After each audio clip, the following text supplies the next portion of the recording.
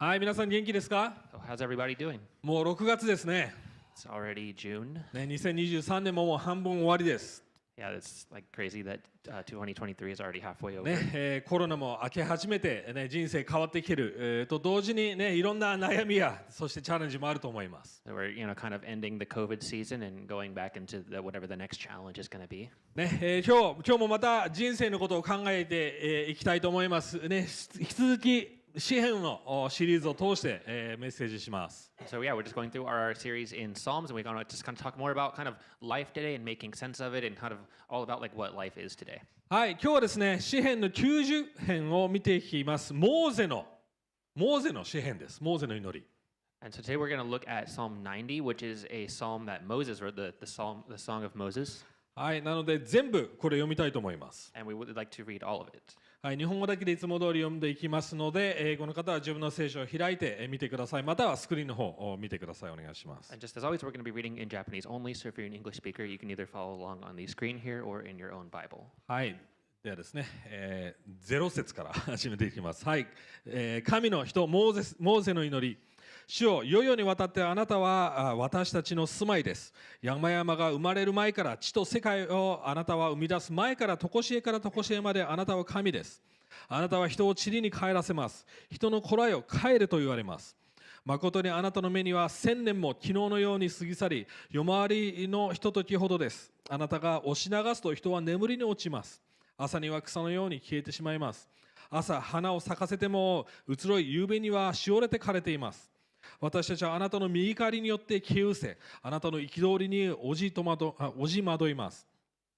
あなたは私たちの咎を見舞いに、私たちの姫ごとを御顔の光の中に置かれます。私たちのすべての日はあなたの激しい怒りの中に消え去り、私たちは自分の弱いを一息のように終わらせます。私たちの弱いは70年、健やかであっても80年、そのほとんどは労苦と災いです。瞬く間に時は過ぎ、私たちは飛び去ります。誰が右帰りの力を、あなたの激しい怒りの力を知っているでしょう。ふさわしい恐れを持つほどに、どうか教えてください。自分の日を数えること。そうして私たちに知恵の心を得させてください。帰ってきてください、主よ。いつまでなのですか。あなたのしもべたちを憐れんでください。朝ごとにあなたの恵みで私たちを満ち足らせてください。私たちのすべての日に喜び歌い楽しむことができるように、どうか喜ばせてください。私たちが苦しめられた日々と災いにあった年月に応じて、御業をあなたのしもべらに、ご意向を彼らの子らの上に表してください。私たちの神、主の慈愛が私たちの上にありますように。私たちのために、私たちの手の技を確かなものにしてください。どうか私たちの手の技を確かなものにしてください。はい、今日人生のことを一緒に考えていきます。So today we want to talk about just life. いつも考えています。もちろんこの教会では。でも今日は特に人生の意味を考えていきたいと思いま I think す。 that's something that we always talk about at this church, but we especially today really want to focus on that. モーゼ、皆さんモーゼは知っていると思いますね。海を真っ二つに分けて、そしてイスラエルの民を、救って導いた、そのような偉大な神の人、リーダーの一人です。So you guys remember Moses? He was like the really great leader back in the Old Testament, who's like the guy who split the waters and like led the Israelites out of Egypt. 彼はここで皆さんもうすでに分かるように人生のことを吟味しています。人生のことを考えています。And so in the psalm here, he's like thinking about life, and he's like really trying to examine it and be like, what is this thing? なぜ彼はそのようなことを考えてたんでしょうか。 And so why did he start thinking about this? And おそら examining? く10節と14節にあるように災い、災害、そのようなものをもしかしたら目の前にして人生の儚さを思ったかもしれません。 And it might be because especially how it says in like 10 through 14, how he was probably experienced a lot of like calamities or disaster, or kind of even just like the fleetingness or transience of life, and was really having to face and deal with that. エジプトで起こった災害覚えてますかね。本当に、人々が殺され、そして家畜が滅びていき、要は人生の脆さ、儚さ、そして人の人生の短さっていうものを本当に目の当たりにしたと思います。So if you remember from like the story of the Exodus, there was also like the time with like the 10 plagues and all of like the livestock dying and all these different things, like really bad things happening. And so it's something that probably made him really have to think about like just like the fleetingness and like the fragility of human life. 私たちもある意味その災害は経験しました。And so, in a sense, like we've also kind of experienced similar things. コロナというそのような災害によって私たちの人生を考えさせられていると思います。 And like in the same way, like we had to really kind of think about that in our own lives with like the whole everything with COVID. そしてここでモーゼが祈っているようにそれらを通して私たちは知恵を得ようとしなくちゃいけないと思います。 And then as Moses is saying in the psalm, like it's something that through that we also have to learn to be able to get wisdom from that. 今日人生の知恵を得るための3つのポイントを話していきます。モーゼがここで歌っているまた祈っている人生の知恵を得るための3つのポイントです。 And so today we want to talk about kind of three main points about getting wisdom in your life, wisdom for your life that Moses talks about in this psalm. はい、1つ目は人生の儚さを理解するということが1つ目。 And the first one is kind of like the fragility or the fleetingness or the transience of life. 2つ目は私たちの問題の根を理解することの大切さ。 And then the second point is kind of looking at like the true like essence of our problem. そして3番目は永遠に尽きない愛を受け取ることの大切さです。 And then the third point is the everlasting love of God. はい、最初のポイント、人生の儚さ。 So going back to the first point, kind of the fragility or like the fleetingness of life. はい、まずモーセは最初のこの詩篇の方で永遠の神に対して私たちの人生がめちゃくちゃ儚く短いものだって言っています。 So first in this psalm, Moses is basically looking at kind of the eternalness of God in that kind of that he's just always there forever, and then comparing that to human life being just very, very quick, very fleeting. その永遠の神の視点から見たら私たちの人生はもう一瞬のよう塵がポッてなくなっていくような過ぎ去っていくようなものだ。それほど儚く脆いんだって言ってます。 He's saying it's just so fleeting and so transient that comparing to the just eternal God, our lives is just like a little piece of dust that is just instantly gone. 要はまずモーゼが言ってるのはこの永遠の視点、永遠の私たちの人生の見方と同時に人生の短さの両方を理解しろっていうことを言ってると思います。 And we could say that Moses is saying, like in this psalm, that we need to understand the concept of like eternal things, like in eternity, things that just last forever, and very, very transient things that are just over in an これは instant. どっちかじゃダメだっていうことなんで We す。 can't just focus on one or the other. We have to understand both of them. なぜでしょうか。 And why is that? 皆さんこのように考えてみてください。ここでは1000年って言ったらめちゃくちゃ長い月日ですよ。それは神様にとって一日のようでしかないって言ってます。 So, for example, like think where it says like in the psalm that like okay, for God 1,000 years, okay, that's a really, really long time, but for God, that's like instantly just over. 私たちは絶対に1000年という歴史で自分の人生考えてないと思います。 Yeah, I think like we haven't really like thought about like 1,000 years, like just how long that actually is. Like thinking about just in history or just in our own lives, like 1,000 years is a really long time. 神様は歴史的にも物事を全て考えてます。 Like God is when God thinks about things, like He's thinking about like all of history all at once. Like He can see literally all of it. 私たちのちっちゃな人生レベルで考えてないんですよ。 Like we don't actually like think about it on that big of a scale. Like we just think about kind of like our own lives and like the scale that we have. 私たちがその歴史的なような視点、神様の長い目で見る視点を失ってしまうときに自分の小さなこの瞬間にとらわれてしまいます。 Because when we lose that kind of perspective that God has, knowing that He is this eternal perspective over everything, He can see all of history. When we kind of forget about that, we start to focus only on our own lives in this very, very short time that we have. これ、僕のことなんですけども、僕は両親、子供ができてもうほぼ20年ぐらい経ちます。 And so for Pastor, this is kind of like his own story, but for like his parents, sorry, but No, I'm already been 20 years a parent, right? being a parent, yeah, thanks. はい。そこでもちろん子供が言うこと聞かない時もあればね、反抗期だとかそういうね時期がありました。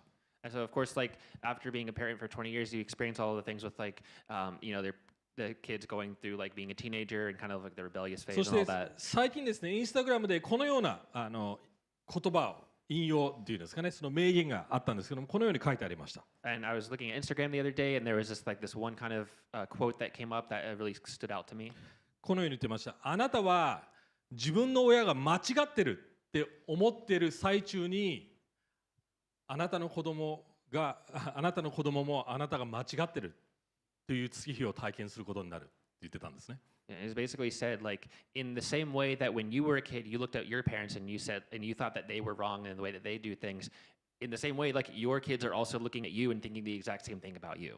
それでやっと20年経ってそれが分かりました。なるほどねって。もちろんそれ分かりますよね。 And that's something that okay, after 20 years of parenting, I'm able to be like, oh, okay, now I get that. でも僕はその長い目っていうものを忘れてある時期はめちゃくちゃなんで俺の子供たちは俺を間違ってると思うんだって理解できないんだそういうところで感情的になりわかります怒ったりそして反応したりするわけですよね。 Yeah, but if you're not able to kind of remember that kind of maybe long-term perspective thinking about this kinds of thing in the same way when your child is going to react against you or something, you're going to get very kind of emotional and react against it and be like, why is this happening? I don't get it. 要は神様という永遠の視点長い目で見れないと私たちはある意味人生今この時点でこの瞬間でどのように反応するべきなのかまたは何をしなくていいのかするべきなのか効果的に人生を見れないということなんです。 It's basically in the same way, like if we're not able to look and understand kind of God's perspective on things, we're also not going to be able to know in our own lives like what we need to do, what we should not do. 私たちは10代20代の時はあたかも人生が一生続くかのように生きてますよね。 Especially like for those who are like still teenagers or maybe in our 20s, like life just seems to just like, oh yeah, it's just going to go on forever the same way. そして30代40代の上の人たちをバカにしてああもうおっさんおばさんそういうふうに思ってます。 And then they'll look at like the 30 and 40-year-olds and be like, oh, these guys, they're old, they don't know でも気づ anything. いた時にはあなたももう10年後おじさんおばさんですよ。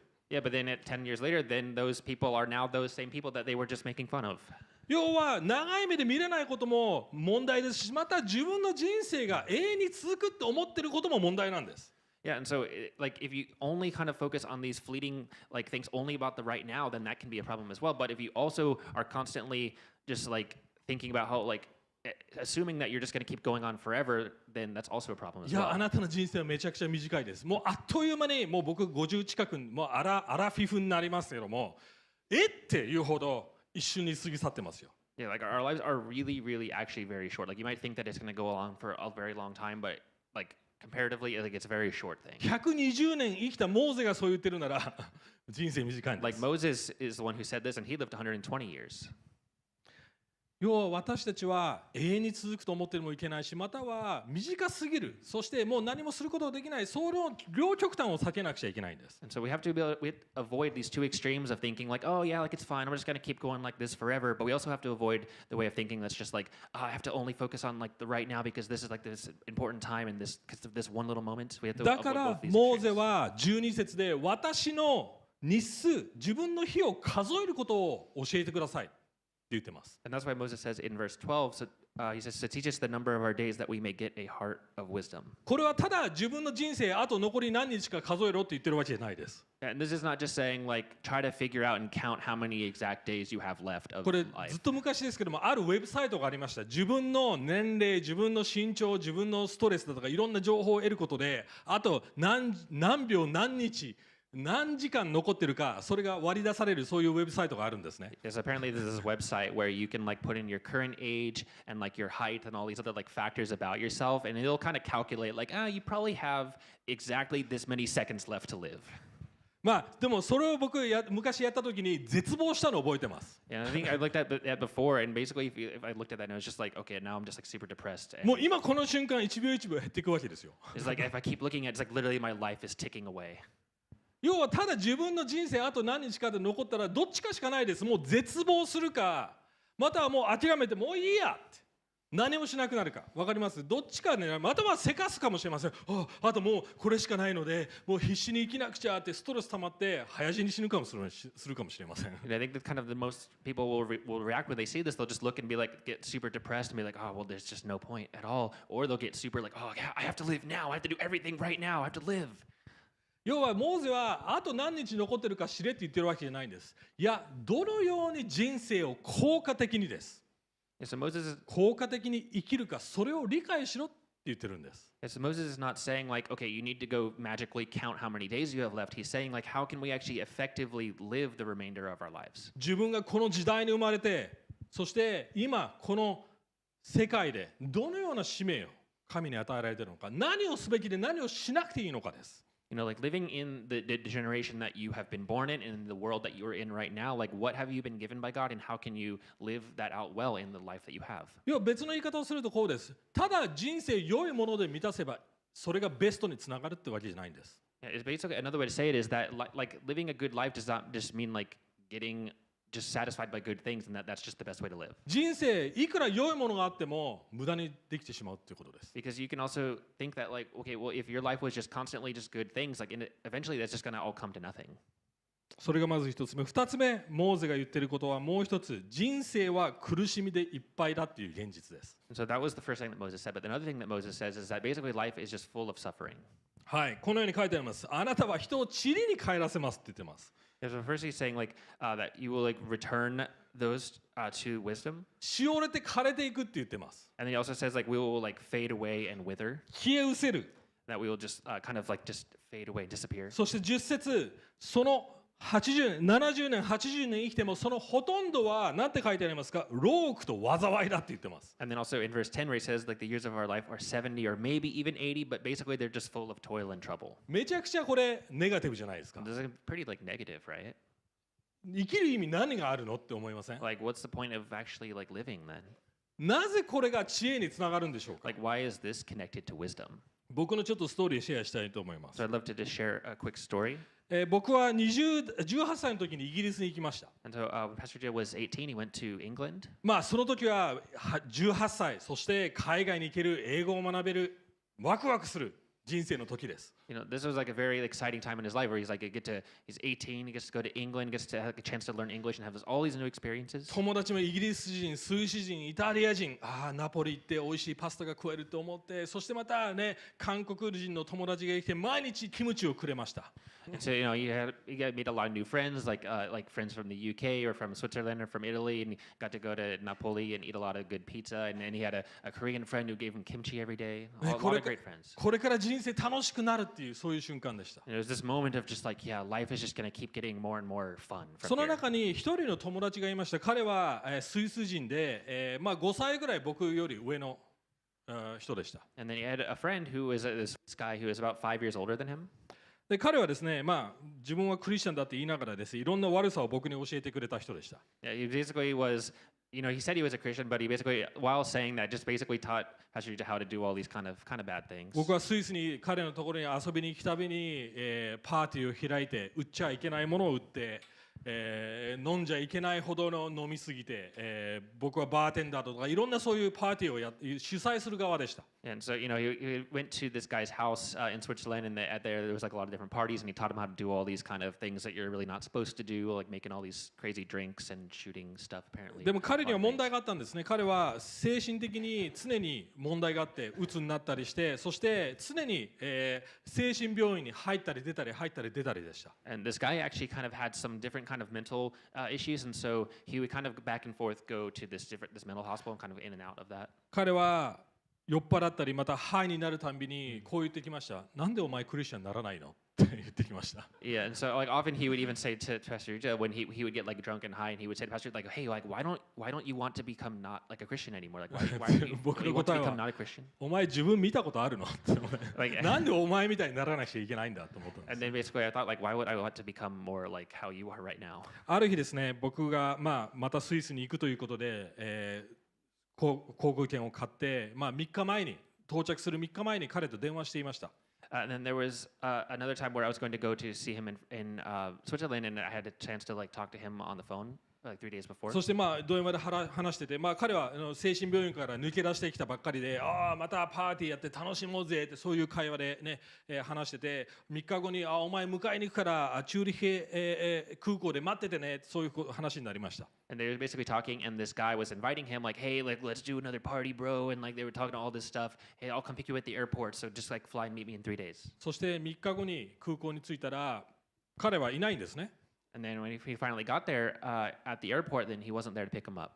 そして電話しても繋がらない、何時間待っててもいくら待っても来ない状態でした。 Like he didn't pick up the phone. Like he waited for like 3 or 4 hours, and he just didn't come. だから彼のアパートに直接行きました。 So eventually, he found a way to go directly to his apartment another way. そしたらドアに手紙があったんです。 And there was this like letter just like posted on the front door. 手紙は彼の親友、クリスチャンの親友、そして彼からの手紙両方でした。 And it was like this letter that his Christian friend also wrote was also on the door. そしてこう書いてあったんです。彼は自殺した。 Yeah. And there, it just basically wrote like, oh, he committed suicide. この世にいないから、もういないから、まず私その友達のところに会いに来てくれっていうそういう手紙でした。 And it said like, oh, he's not here right now, obviously, so just come to my house instead. そしてその友達の家に行って、女性の人だったので、一晩だけ泊まらせてくれました。And so this other friend, yeah, she invited me to her house, and then I ended up staying there for one night. その夜、ちょっと変な話ですけども、ある夢を見たんです。And then actually, when I was staying there that one night, I saw this really had this really interesting dream. その夢にその死んだ自殺した彼が僕のところに来ました。And in the dream, the guy who committed suicide like came to me and like そして basically こう言っ started たん talking で to す。 me. お前は俺と同じ人生を生きてる。だから神を見つけないとお前は同じ状態になるぞって言ったんです。夢の中で。Yeah, and then in the dream, the guy said, "Hey, you were living the same life that I was right now, and so if you don't find God, the same thing is going to happen to you that happened to me." その時僕は泊まる場所がなかったので、チューリヒエアポートに空港に行ってそこで2週間ベンチの上で寝てました。 And so after that, we went. Didn't have a place to stay, so I went to the Zurich airport, and I basically just stayed there, like on a bench for 2 weeks. 毎日、お金を使いたくないので暇を潰すために図書館に行って宗教の本仏教キリスト教いろんな宗教のを調べて、時間を過ごしてました。 And I didn't really want to like spend a lot of money, so basically, I would just and to spend the time, I would just like go to the library every day and just read a lot of different books about different religions, like その後 Buddhism and Christianity, all this stuff. イギリスに帰りました。 And then eventually went back to England. そこで日本人の女性がいました。 And then there was this other Japanese girl there, 歌子って皆さん何人かは知ってると思います。歌子さん。 Utako-san, if maybe you know her. 彼女が聖書を僕にくれるんじゃなくて貸してくれました。 And she didn't give me a Bible, but she lent me a Bible. でもどこ読んでいいかわからないわけですよ。こんな分厚い本ですよ。 Yeah, and it's like this. It's it's a really big book. When she didn't say like I didn't know what to read. She didn't tell me what to だか read. ら真ん中の方を開けてみたらなんか伝道者の書なんか忍者の巻物みたいなかっこいい名前だからしかも短いしかもソロモンなんかすごい偉大な王様が書いたみたいなそんなあれだったからじゃあこのね、伝道者の書を読もうと思いました。 So I just kind of like opened it right in the middle, and it just happened to be right on Ecclesiastes, which had this really cool, just like kind of old, like I don't know, like cool guy, samurai sounding name. And I was like, okay, that's cool. I'll read this one. Yeah. そしたら全く同じことが書いてあるわけですよね。モーゼが気づいたことと。 Yeah, and basically, like a lot of the same stuff that Moses is talking about and realizing here was written in this book. 人生は虚しい。 Like life is just vain, 無意味だ。 vanity. There's no point. 風を追うようなものだ。 It's basically just like chasing after the wind. 仕事をしてお金を稼いでも私たちは結局何も持たずに死んでいく。 Like, if we work super hard, we get a lot of money, you're still gonna die and then have none of that afterwards. 一瞬の幸せしかない。 Like it's just like this fleeting one moment of happiness. 正直言って僕鬱になりました。 And really, at that point, I really got depressed. クリスチャンじゃなくてもその現実分かっていたからです。 Because even if I wasn't a Christian at that time, I still like knew like this was true, this was reality. みんなも分かってるはずです。それは現実だってこと。 I think that we all kind of really ultimately understand that. 3週間僕はもう自殺するような勢いですよ。そのような歩いてたら僕のクリスチャンの友達が僕を見て笑ったんですね。 Yeah, and like actually like for the 3 weeks after that, I was kind of depressed even just like thinking about this. And even like the Christian friends would look at me and actually kind of laughed at me. そして彼はこう言ったんです。お前は一番その伝道者の書の一番重要なところを見逃してるって言ったんですね。 And they were laughing at me because they were like, "Hey, like you missed the most important part of this book." 伝道者の書の本最後の方にこう書いてあるんです。あなたの若いうちにあなたの創造主を覚えよって言ってるんです。 It's because at the very end of Ecclesiastes it says, "Remember your creator in your youth." その絶望の日が来ないうちに。 So that this day of destruction and just despair will not come upon 同じ you. ことを言ってると思います。私たちまだこれから人生続いていく月日があるうちに若いうちに人生の最大のポイント神を知れって言ってるんです。若いうちに。 And this is basically the same thing that Moses is saying here that we're talking about today is that while we still have time, while we are still living in our lives, like we need to remember the most important point of our lives, which is to know God. 人生の最大の知恵、意味を知れって言ってるんです。それは神ご自身です。 Yeah, to know this most important wisdom of all of our lives, that is to know God. じゃないと私たちは絶望に陥ります。 Because if we don't know that, we are going to fall into despair. 僕は幸い20歳で絶望に陥りました。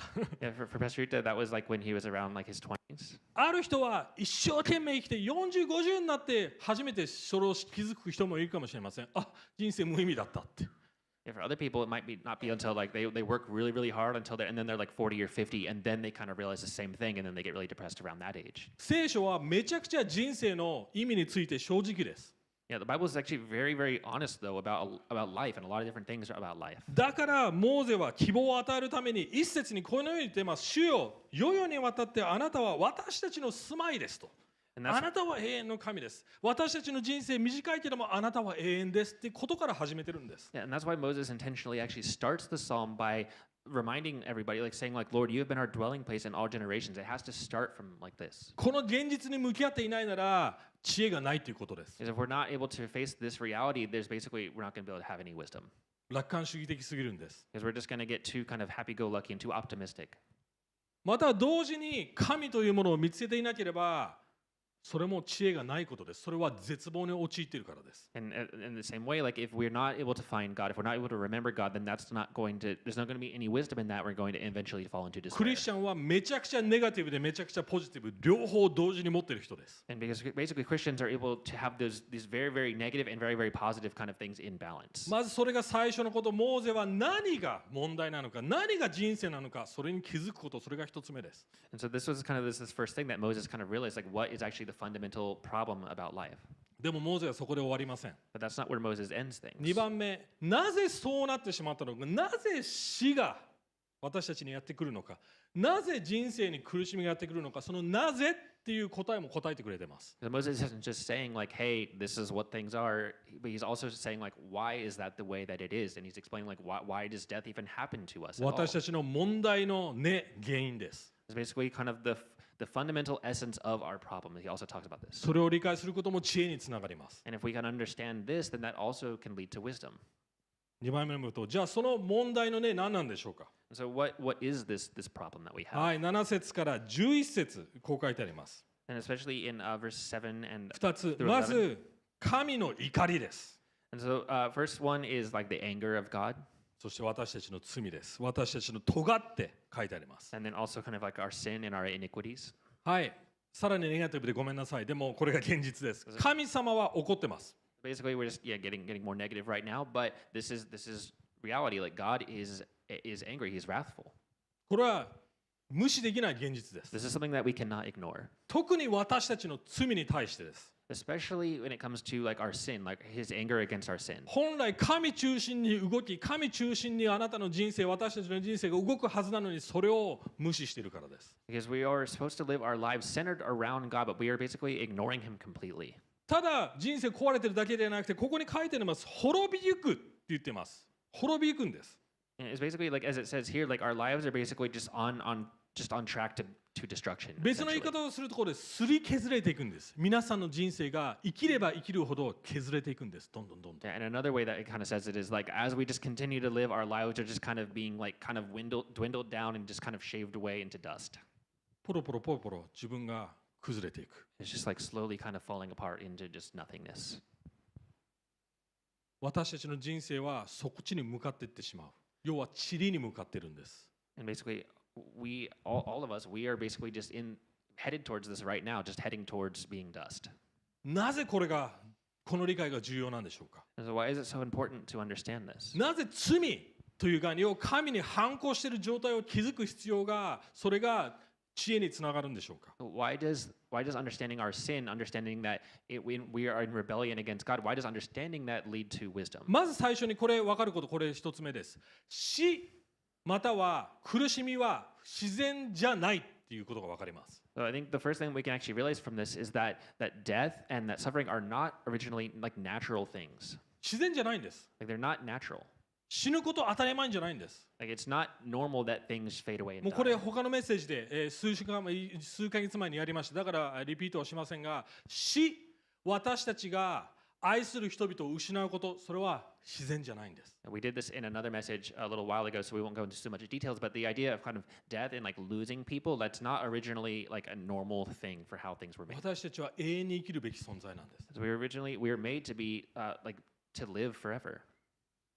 でもそうじゃなくなっている現実があります。 But the reality is that that's not really the case anymore. でももう一つ、私たちが気づくべきことは、私たちは罪人だっていうことです。 And then the other thing that kind of points out is that we are sinners. 皆さんこれ何度も聞いていると思います。クリスチャンであるなら私たち罪人だってその情報は頭にあるかもしれません。 Yeah, and I think we really do kind of like understand that information because we hear it all the time at church. Like, oh yeah, I'm a sinner. Yeah, okay. でも私たちはここで分かってないんです。 But we don't actually like really understand it in our 例え hearts. ば皆さん傷つきます。周りで Like for example, like let's say like you're just hurt by somebody around you, がっかりします。 and then you get really kind of disappointed or kind of hurt or depressed about that. そうなるのは当たり前です。 And I think that on a certain level, like that is normal. でも他の周りの人たちの罪や悪、この世界を悪を見たときに私たちはある意味驚きすぎなんです。 In a sense, we kind of get like too surprised when there's like evil in the world around us. 例えば僕はよく話すことですけど、前の教会で僕は傷つけられました。 And so another example from Pastor Ita, like in his previous church, he was basically kind of hurt by the people in that church.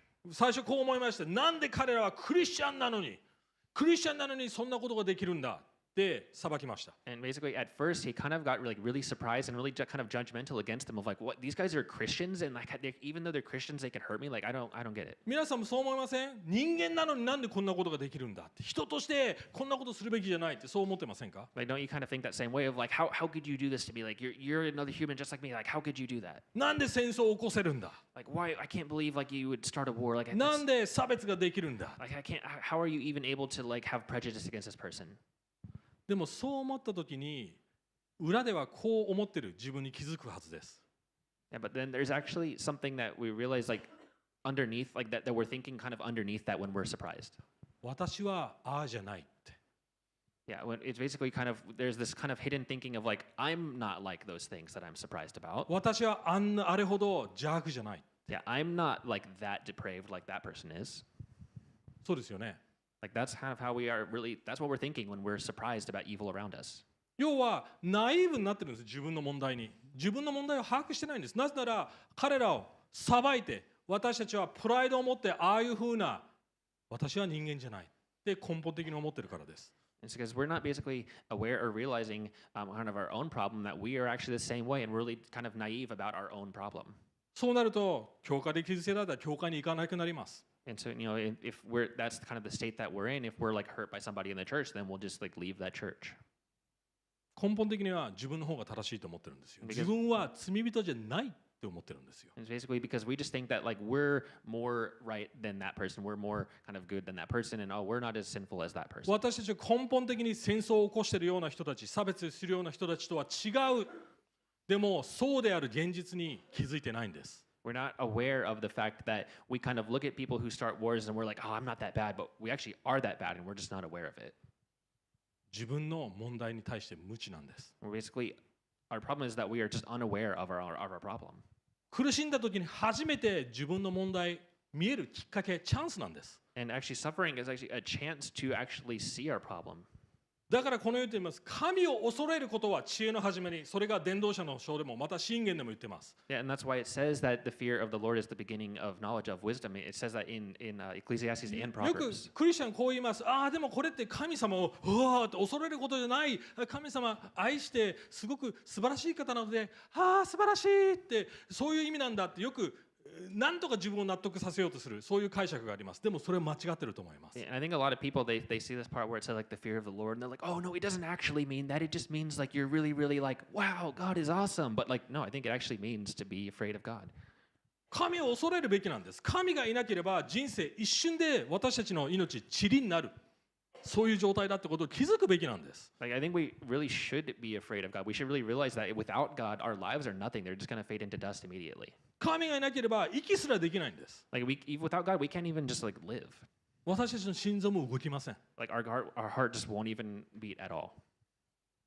神の存在をある意味恐れると同時に神の必要性を覚えるっていうことが知恵の始まりです。 And so the beginning of wisdom comes from really being afraid of God and kind of like seeing how great He is at the same time.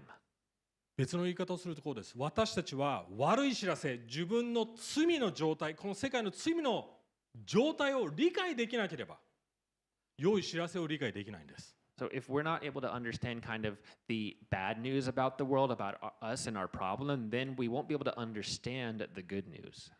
福音を理解してないからただ傷つけられただけでキリスト教を諦めるんです。 Because if we don't actually understand the true good news of our problem, then when we hear the good news of the gospel, basically it just won't really connect with us, and we'll just like leave the church. Or 牧師や something. リーダーたちが罪を犯して崩れていた時にはぁで自分の人生も崩れていくんです。罪の現実を分かってないからです。 You know, if we don't really understand like the kind of real reality of sin, then when like a pastor has some like scandal, and then it's like, oh my God, I can't understand anymore, and then it kind of affects us, and then we leave the church or something. 教会が完璧でないことに驚いて、要はナイーブになってるんですよ。 Yeah, we're kind of too naive about the fact that like, oh my God, I can't believe the church is not perfect, and we don't like realize that like, yeah, like that's human nature. ティム・ケラー先生、最近こう言いました。 And this is how Tim Keller said it. この世界が、ごめんなさい、言い直します。この世界で天国を作るべきじゃないって理解すればするほど、この世界をエンジョイできるんだって言ってました。 It basically said like the more that we realize that we're not supposed to try to like make heaven just in this world that we have right now, actually the more we understand that, the more we're able to enjoy this world. 言ってる意味わかりますか？ You guys like kind of see what he's saying here? この世界が答えになっちゃいけないんです。 Like this world in and of itself cannot be the answer to この everything. 人生があなたの答えになっちゃいけないんです。 Like this life just right now cannot be the answer to everything. 本当の答えはキリスト神ご自身、そして天にある。それを理解できれば人生向き合えるってことなんです。 Yeah, the real answer is ultimately God and the heaven that He has. And if we're able to understand that, then we can actually face the problems 今 in こ life. の時点で自分の子供たちをフィックスする必要ないんですよ。 Yeah, like there's nothing like it's not like you can just like okay, I have to look at my kids and their problem and I have to just fix everything. We can't 今 do that. この時点で完全に幸せにならなくちゃいけないと思わなくていいんですよ。 Like you don't have to constantly be like, oh, I have to be perfectly happy in this life. We don't have to think that way anymore. 今この瞬間で完璧な仕事、完璧な結婚、完璧な結婚相手を見つけなくちゃいけないって思わなくていいんですよ。 It's okay to not be like, oh, I have to find the perfect job and like the perfect partner for marriage. You don't have to think that way anymore. それが知恵の始まりです。 And that is the beginning of wisdom. じゃあ最後にどうすればいいんでしょうか。 So then what should we do? 絶望的ですよね。私たちの罪があり、そして人生も儚く、脆く崩れていく。どうすればいいんでしょうか。 Like this is a kind of like pretty like negative so far, where it's just like okay, our lives are fleeting and transient, and they're just getting like dwindled away into nothingness. モーゼはこの祈りを祈りながらある答えに気づき始めています。 Like, as Moses was praying this prayer that he wrote, there's also something that he realized, 3番目のポイント、永遠につけない愛。 and that is the third point, which is the everlasting モー love ゼ of の God. 気づきはこうです。私たちは儚く塵のような存在、一瞬で枯れていく、朝には枯れて消え去っていく存在。それを自覚しています。 So Moses is aware that like how my life is really nothing. It's just like falling away into dust, and just is really nothing. 目の前で災害によって人々が死んでいく、そして神を裏切っていく。それを見たときに自分の儚さに気づいています。 When he looked at kind of like the suffering of people just like dying in different calamities and stuff, he realized kind of like the fragility and like the fleetingness of 自分 life. の小ささに気づいています。 Like he realized just how small he was. その時に彼がもう一つ気づいていることは、神様、あなたはこのちっぽけな存在を偉大な神、とてつもなく超越した大きな神が、でかい神がこんな小さな存在をケアしてくれてる、愛してくれてるんだって気づき始めてるんです。 And he realized in this moment that like this grand, amazing, like transcendent God who's just eternal is actually caring about me, who is just this tiny little speck of dust that's disappearing. He's even caring about 僕 someone like me. 面白いなと思いました。3節では神様が私たちにお前らは塵に帰れって言ってますよね。帰れ、return、帰れって言ってます。 So like an interesting thing, like in verse 3, it says like you return man to dust and then say, return, O children of man. でも13節では神様あなたが私たちのもとに帰ってきてください。そういう祈りになっています。 But then later the prayer kind of flips and it turns into where it says in verse 13 where he's saying like, oh, return, O Lord. 私たちでは神のもとに帰れないです。私たちの唯一帰るべきは塵です。でも神に戻ってきてもらわなくちゃいけない。それを自覚しています。 And so it's like first saying like, you know, we're originally like we just are going from dust to dust. We're just supposed to eventually return to dust. But then it's saying like, actually, no, we can return to God as well. 私たちが永遠に戻るためには神の恵み、愛が必要だって理解してるんです。 And it's basically saying like for us to be able to return to God, to be with God forever, we need to really understand His love and His grace. 英語では steadfast love of God。神様の愛っていう表現をしています。 Yeah, as it says, like in the Japanese, it's more kind of saying the word grace, but in the English, it's saying like his steadfast love. そしてその時に何て言います？自分がしてきた仕事に初めて意味をなすんだって言ってるんです。神の愛があるから。Or, for example, like in the same way, if we realize that, like if we have like a job that's like not perfect or something, then but we know like it's okay because we have God's love ultimately. No, it Or like- finally makes a sense of Or it my makes sense. work, Sorry, toil thanks. っていうことですね。要は神がいなければ、先ほど伝道者の書で語ったように何の意味もないんです。いくらいい仕事をしても、いくら素晴らしい結婚をしても何の意味もなさないんですよ。Yeah, because as we said earlier, like from Ecclesiastes, like it basically talks in that book about how no matter how much you work, it's basically pointless. Like if you get a good marriage or a good job, ultimately it's just nothing. それが永遠に続かないなら何の意味があるんでしょうか。 And so if those kinds of things were to continue forever, like then what would that mean? 永遠に続くから意味がなすんです。 Yeah, like if they were going to continue forever, then there kind of is a meaning and something of more value to it. じゃあどうやってその愛を私たちは神様がこんなちっぽけな存在を愛してくれてるってどう確信を持てるんでしょうか。 And so how can we actually have confidence knowing that God actually does like care about us even though we are so small and nothing? ローマの5、8から11読みたいと思います。 And we want to look at Romans 5, 8 through 11. こう書いてあります。しかし私たちがまだ罪人であった時にキリストが私たちのために死なれたことによって神は私に対する自分の愛を明らかにしておられます。ですから今キリストの血によって義と認められた私たちがこの方によって神の怒りから救われるのはなお一層確かなことです。敵であった私たちが御子の死によって神と和解させていただいたのなら和解させていただいた私たちが御子の命によって救われるのはなお一層確かなことです。それだけではなく私たち主イエス・キリストによって私たちは神を喜んでいます。やっと喜べるんです。イエス・キリストの中でキリストによって今や私たちは和解させていただいたのですと言っています。You can read this in English, yeah. But God shows his love for us in that while we were still sinners, Christ died for us. Since therefore we have now been justified by his blood, much more shall we be saved by him from the wrath of God. For if while we were enemies, we were reconciled to God by the death of his Son, much more now that we are reconciled, shall we be saved by his life. More than that, we also rejoice in God through our Lord Jesus Christ, through whom we have now received reconciliation. イエスこそ私たちが永遠に戻る道です。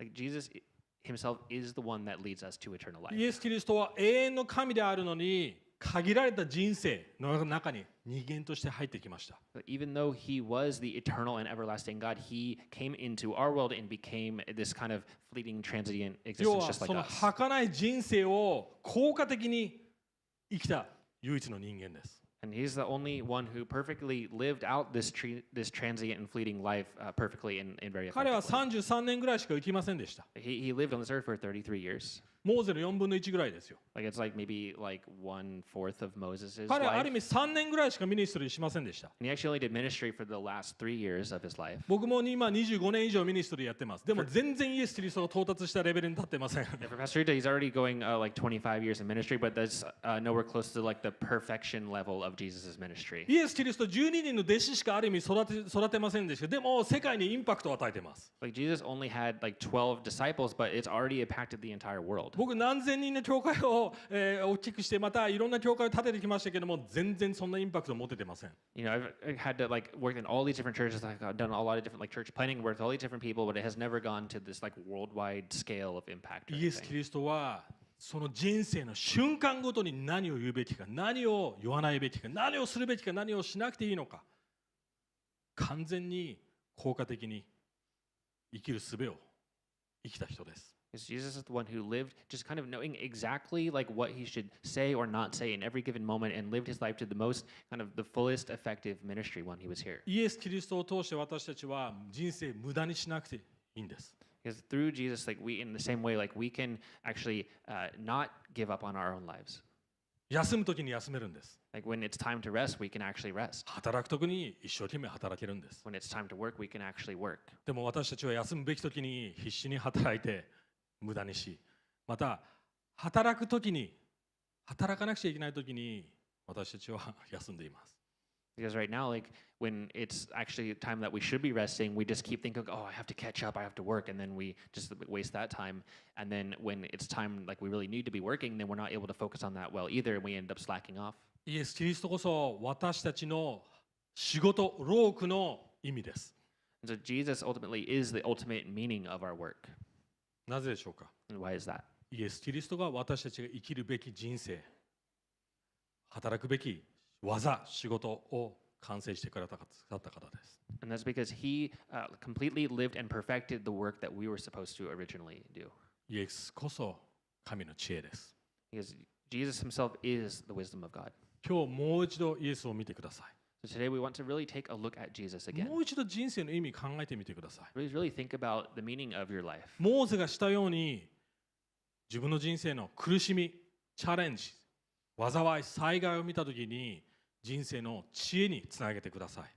Like please think about like in the way that Moses did. Like think about like in your own life with all the difficult things that happen in your life, all the different sufferings and trials, and how like that is connected to like eventually that we will become dust. Like please like think about this again. これから生産式に入っていきます。 And from now we're gonna actually head into the time of the communion.